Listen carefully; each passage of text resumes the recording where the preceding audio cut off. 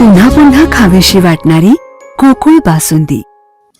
अजितदादा पवार यांच्या अकाली निधनामुळे राशोडे परिसरातील ऊस तोडणी थांबवली. ऐन गळीत हंगामात भोगावती परिसर सुनासुना. राज्याचे उपमुख्यमंत्री राष्ट्रवादीचे नेते अजितदादा पवार यांच्या अपघाती निधनाची बातमी येताच राशोडे परिसरातील ऊस तोडणी थांबवून दुखवटा पाळून व्यक्त केला.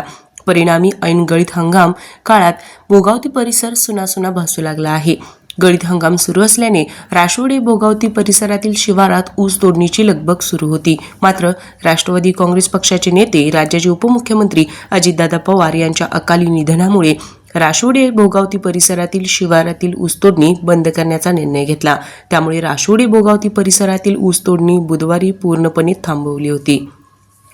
RK न्यूज प्रतिनिधी राशोडे. ताज्या घडामोडींसाठी RK न्यूजच्या YouTube चॅनेलला सबस्क्राईब करा आणि बेल आयकॉनला क्लिक करायला विसरू नका.